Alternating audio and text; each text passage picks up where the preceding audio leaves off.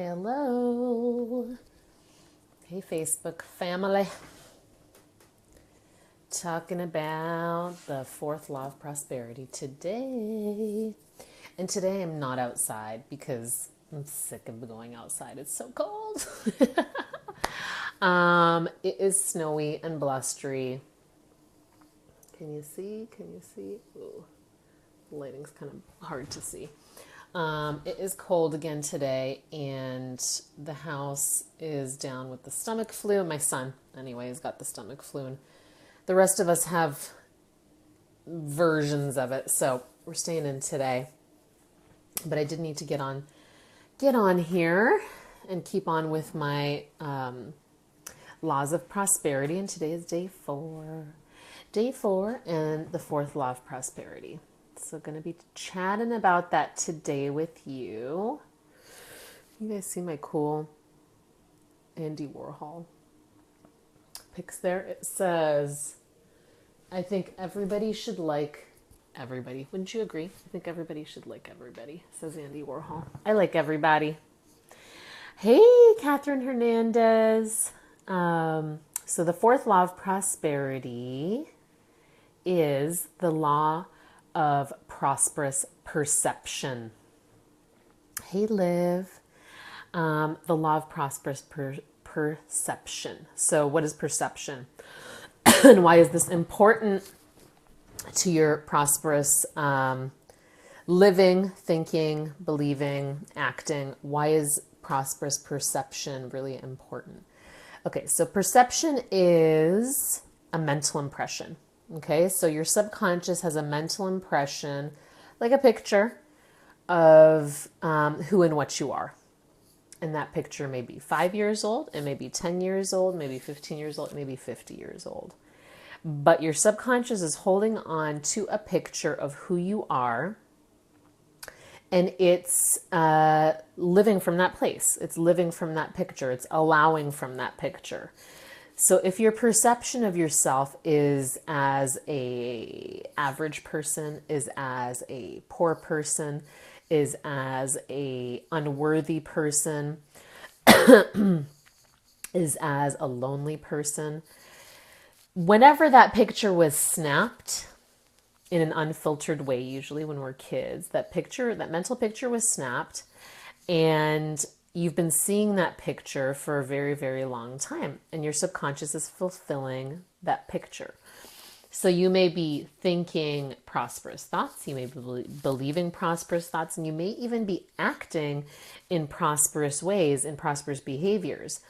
But if your perception of yourself, think about it, if your perception of yourself is that you're a poor person, how are you going to manifest a $10,000 client? Poor people don't do that. See what I'm saying? If your perception of yourself is as a person who doesn't need anyone, is like totally safe being independent, then how are you going to manifest a team to support you? See what I'm saying? So you could be doing all the right things, and most of us are like trying to do all the right things.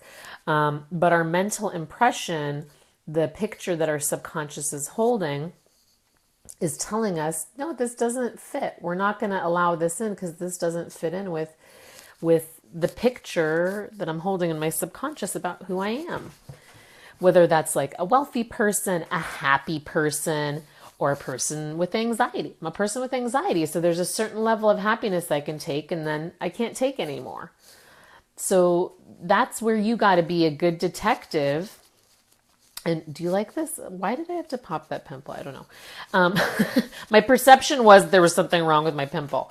But you can see how perception of who you are really can block that really good stuff from coming in. So if your perception is that you're a person who is unlovable, then you're going to allow in people to a certain level, and then when it goes any deeper, you're gonna run away, or you're gonna reject them, or you're gonna be rejected. If your perception is that you are not super intelligent, then taking on the responsibility of teaching people in your business there might be a way in which you sabotage that because you're not upgrading the mental impression that your subconscious is holding. Does that make sense? If you're hearing me, if this makes sense to you, let me know. Throw up some likes and my love. There's my sister, Jessica D. It's her birthday today. Happy birthday, sis. I hope you're having an amazing, amazing day. Birthday love, birthday love. So what we're talking about today is prosperous perception. And that how you perceive yourself has a lot to do with what you allow. So if you start seeing yourself as an artist, as a creator, as an entrepreneur, as someone successful, and you start defining what that means for you, and it might not be the perception that somebody else has, right? It might not fit into like a logical perception or like something, super rational. That's your version of success, your version of wealthy, your version of attractive, your version of, whatever it is that you desire. You have to define what your version is, because if you're basically holding on to an old perception of who you are, and in combination with you're holding the perception of what you think about wealthy people, for example, if you're thinking wealthy people are bad and selfish and rude and self-righteous and self-serving and only looking out for themselves, well, then you're not going to switch your perception to wanting to see yourself as a rich person. So those things got to align, right? Like your perception of who you are and your perception of what you want have to come together. So you got to release the old perception, the old mental image of who you are. So if you grew up, for example, head above water or just enough, and you want to shift that, then you got to let that picture go. You got to start acting, thinking, feeling. What would a person who has shifted that perception, what would a successful person think? My version of success, your version of success. What would that person be thinking, feeling? How would they be behaving? And what kind of decisions would they be making? And you start making decisions and choices from that place, as opposed to the place of the old mental picture. Your subconscious is simply carrying out whatever is in that mental image. So if you want to shift that mental image, you start saying, okay, well, what's my version of success? Let me first define that, so I don't have to be working from an old mental picture of myself or perception of myself, but I can start working from a new perception of myself. But I want that to feel really good, because if I'm in conflict with what I believe about successful people or attractive people or people with slim bodies or like whatever it is that the thing that you're looking to have, if it's in conflict, then I'm going to keep blocking it. And you want to allow as much as you can in of what you want. So you want to get into alignment with that. You want to get your perception, what we're talking about today, if you're just joining me. Hey, Anna, mama to be, almost. What we're talking about today is the fourth law of prosperity, which is the law of prosperous perception. How do you perceive yourself? What is the mental image that your subconscious is holding about you, about who you are, about what you're capable of, about what kind of results you get, about what you're deserving of and worthy of? At the end of the day, the perception is about how worthy you are of what you want to have. And how worthy you feel of having what you have. So if you want more, how can you expand that perception of yourself? How can you expand to be the person who can allow more? How can you be a wealthy person and still feel good about your values and good about, about being wealthy? So those two things have to come together. The old mental picture of you and the new identity, the new perception of yourself have to be aligned with what you want. Does that make sense? I hope that you guys are picking up what I'm putting down here. That's what I'm talking about today. If you have any questions, comments, throw me up some likes, some loves, let me know in the comments.